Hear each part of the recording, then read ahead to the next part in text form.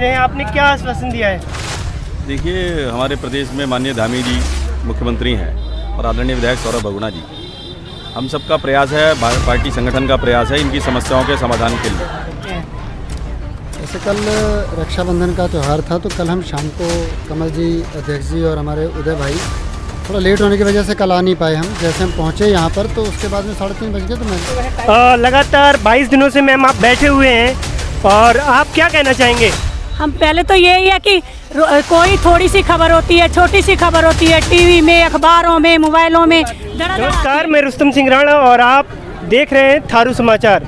आज हम यहाँ पर सितारगंज आए हुए हैं और सितारगंज यहाँ पर सामुदायिक स्वास्थ्य केंद्र में आशा कार्यकर्ताओं का जो है पिछले 26 दिनों से लगातार जो उनका धरना प्रदर्शन चल रहा है अपनी मांगों को लेकर, और लगातार हम कवर करते जा रहे हैं। पिछले दिनों हमने खटीमा में जो है आशा कार्यकर्ताओं की आवाज़ उठाई थी और आज हम सितारगंज में आए हुए हैं। यहाँ पर आशा वर्कर इतनी गर्मी में जो है लगातार बैठी है 26 दिनों से और अपनी मांगों को लेकर, 12 सूत्रीय मांग है इनकी, और उन मांगों को लेकर ये लगातार 22 दिनों से अनशन पर हैं। हमारे साथ आशा कार्यकर्ता मौजूद हैं और हम उनसे बात करते हैं। मैम, अभी आपसे अभी जो नेता प्रतिनिधि आ रहे हैं, आप उनसे क्या मांगे हैं आपकी, और आपको कितना संतुष्टि मिल रही है जो नेता यहाँ पर आ रहे हैं? हमारे पास अभी नगर के कमल जिंदल जी आए थे। जिंदल जी थे, साथ में उदय जी भी थे, हमारे ब्लॉक प्रमुख सितारगंज भी थे, और उन्होंने हमें आश्वासन दिया है कि विधानसभा के सत्र शुरू हो गया है, इस सत्र में हम आपकी बात रखेंगे और जहां तक है आपकी समस्या का समाधान होगा। और हम लोग उम्मीद लगाए हैं कि हमारी समस्या का समाधान किसी न किसी के माध्यम से हो जाए। हम आशा बहनें, आज का हमारा 22वां दिन है, हम लगातार धरने में बैठे हुए हैं। कल रक्षाबंधन का त्यौहार था, हम बहनों ने रक्षाबंधन यहीं पर मनाया है, इसी हॉस्पिटल के आगे बैठ के रक्षाबंधन कार्यक्रम मनाया है, और अपने भाइयों को भी हमने राखी नहीं बांधी है, यहीं बैठे रहे हैं। और लगातार हमारा धरना प्रदर्शन चलेगा जब तक हमें लिखित रूप में कोई प्रूफ नहीं मिल जाता है। सरकार हमारी मांगों को लिखित रूप में जब तक नहीं देती है तब तक हम धरना प्रदर्शन में बैठे रहेंगे।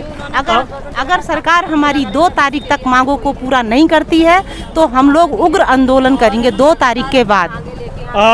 लगातार 22 दिनों से आंदोलन जारी है और जैसा ये बता रही हैं, अगर सरकार इन्हें लिखित आश्वासन नहीं देती, इनकी मांगों को पूरा नहीं करती है तो आप जो है उग्र आंदोलन में भी जा सकती हैं। क्योंकि ये अभी तो शांतिपूर्ण तरीके से लोकतंत्र में एक अधिकार होता है कि एक तरह से वो अपनी जो है बातें रख सकती हैं, धरना प्रदर्शन कर सकती हैं। यहाँ पर लगातार जैसे कि 26 दिनों से ये लोग आंदोलनरत हैं। तो मैम, आप ये बताइए कि आप यहाँ पर अभी यहाँ पर कुछ महिलाएं हैं जो कि झिझक रही हैं, हालांकि कुछ महिलाएं हैं जो अपनी बातों को मुखर रूप से रख रही हैं। मैम, ये बताइए, जैसे कि अभी आपने बताया, अभी मैम ने बताया कि अगर मांगें पूरी नहीं हुई तो आंदोलन जो है उग्र होगा। तो और जैसे कि अगर लिखित आपकी मुख्य मांगे एक बार दर्शकों को बता दीजिए क्या क्या है? हमारी मुख्य मांगे है कि हमें राज्य कर्मचारी घोषित करे सरकार, और हमारी वेतन मानदेय 21,000 रुपये है। तो वेतन के लिए और राज्य कर्मचारी के लिए और भी मांगे हैं, 12 सूत्रीय मांगे हैं हमारी, वो लेके हमारा धरना चल रहा है। आज 22वां दिन है धरने का। अगर सरकार इस पर भी नहीं मानती है, जैसे अब तक कितने सारे कर्मचारी हैं, वो 1 हफ्ते तक उनकी सुनवाई हो जाती थी, लेकिन हम लोग आज 22 दिन हो गए धरने पे बैठे हुए, हमारी सुनवाई अभी तक नहीं हुई है। तो सरकार से मैं यही कहना चाहूँगी कि सब्र का बांध टूटता जा रहा है। आगे हम 2 तारीख को पता नहीं क्या करेंगे, तोड़फोड़ भी हो सकती है, कहीं भूख हड़ताल में भी बैठ सकते, उग्र आंदोलन हो सकता है। आगे का निर्णय अभी लिया नहीं किसी ने, लेकिन आगे ऐसा कोई निर्णय हम ले सकते हैं। सरकार आशा कार्यकर्ताओं का एक कार्य जो है बहुत ही कठिन कार्य माना जाता है। जिस तरह से वो गांव-गांव जाकर, जिस तरह से वो जो यहाँ पर भौगोलिक परिस्थितियाँ हैं, जैसे कि आप देखते हैं कई पहाड़ और दुरूह इलाके में जाकर वो है जो ऐसे काम करती हैं। और मैम, ये बताइए, आप जो है ठीक है, कौन कौन सी आपकी जैसे मांगे हैं, अगर वो पूरी हो जाती हैं या पूरी नहीं भी होती हैं तो आप क्या करने वाली हैं? हमारी 12 सूत्रीय मांगे हैं, लेकिन सरकार को उसमें से जो सरकार को जायज़ मांगे लगती है, कम से कम सरकार को उन मांगों पे हमारा ध्यान देना चाहिए। सबसे मेन मांग हमारी यह है कि हमारा एक सरकार मासिक मानदेय फिक्स करे और हमारा काम पे ध्यान दे कि आखिर हमारा काम कितना, दिन का काम, रात का काम, हमारा कोई जीवन बीमा नहीं है, कोई दुर्घटना बीमा नहीं है, कुछ नहीं।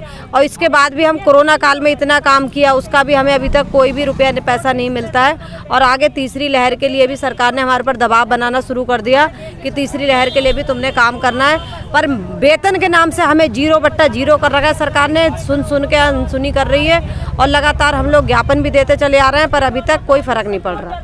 और अगर हमारी मांगे इसी तरीके से पूरी नहीं होती हैं तो हमारा आंदोलन ये कमज़ोर नहीं पड़ेगा, ये आंदोलन हमारा विकराल रूप लेगा। जी, जैसा कि ये बता रही हैं कि इनका आंदोलन विकराल रूप हो सकता है अगर इनकी मांगे पूरी ना हुई हो। मैम, लगातार जनप्रतिनिधि आ रहे हैं, उनसे क्या उम्मीदें हैं आपको? वो आश्वासन देकर जा रहे हैं लगातार हमसे, मतलब हमारे जो विधायक मौजूदा विधायक हैं वो लोग भी आके मिले हैं, और लेकिन आश्वासन के अलावा अभी तक हमें कुछ नहीं मिला है। तारीख पे तारीख, टाइम पे टाइम बढ़ रहा है, टाइम पे टाइम बढ़ रहा है। उनको ये होना चाहिए कि इतनी सारी बहनें होके, महिलाएं होके रोड पे पड़ी हैं, सड़कों पे निकल रही हैं, त्योहार घरों रोड पे बैठ के मनाए जा रहे हैं। ये कौन सा हिंदुस्तान है, ये कौन सा देश है जहाँ की नारी रोडों पे त्योहार मना रही है? ये बताओ। कहने को बेटी बचाओ बेटी पढ़ाओ का अभियान लगाते हैं ये लोग, और अपनी बहनों को, माँ बहनों को रोड पे बिठाते हैं। यही सरकार है, यही हमें सरकार से उम्मीद है क्या? अरे 4 दिन के अंदर ये फैसला ले सकती थी सरकार, 8 दिन ले सकती थी। आज हमें 20-25 दिन होने जा रहे हैं यहाँ पे, एक भी सुनने को हमारी कोई तैयार नहीं है। क्या उनको हमारा काम का ध्यान नहीं है? जब काम करवाने का टाइम आता है तभी हमारा ध्यान आता है क्या? तो एक तरह से आक्रोश है मन में इनके, और मांगों को लेकर एक आशा भी है सरकार से। और अगर इनकी मांगें पूरी हो जाती हैं तो बहुत बढ़िया होगा। लगातार 22 दिनों से मैम आप बैठे हुए हैं, और आप क्या कहना चाहेंगे? हम पहले तो यही है कि कोई थोड़ी सी खबर होती है, छोटी सी खबर होती है, टीवी में, अखबारों में, मोबाइलों में धड़ाधड़ आती है।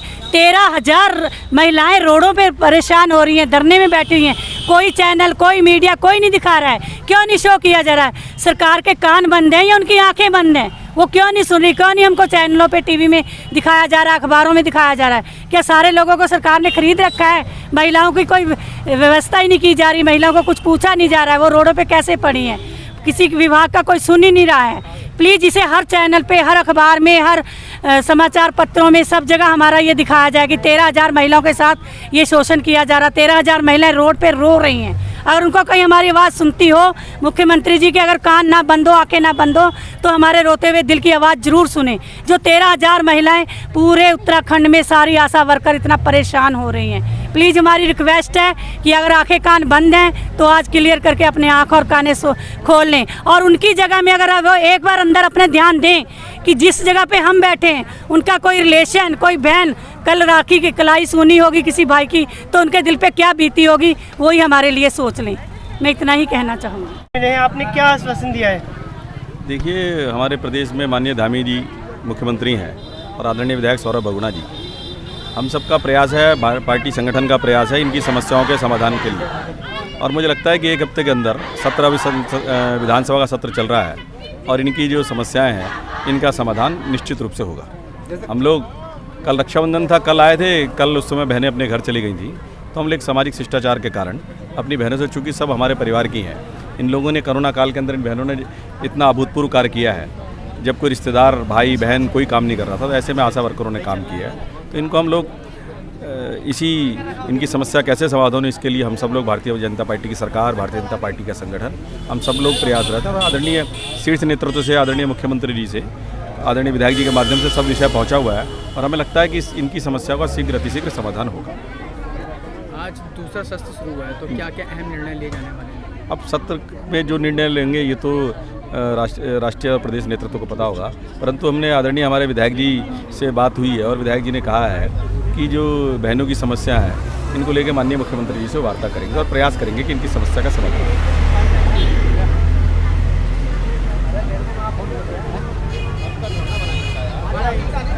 सर, आप आशा कार्यकर्ताओं से मिले हैं, आप ने क्या आश्वासन दिए हैं? ऐसे कल रक्षाबंधन का त्यौहार था, तो कल हम शाम को कमल जी, अध्यक्ष जी और हमारे उदय भाई थोड़ा लेट होने की वजह से कल आ नहीं पाए हम। जैसे हम पहुँचे यहाँ पर तो उसके बाद में 3:30 बज गए, तो महिलाएं जो थी, जो आशाएं बहनें थी, वो जा चुकी थी यहाँ से। तो अब हम एक ज्ञापन ब्लॉक प्रमुख जी की तरफ से एक सरकार को लेटर लिखेंगे, जिसमें हमारी जो 12 सूत्री जो मांगे हैं हमारी बहनों की, उस पर विचार किया जाए और आश्वासन नहीं, वो जो मांगे कर रही हैं उनको उनके खिलाफ मतलब उनको उनका हक मिलना चाहिए। जी।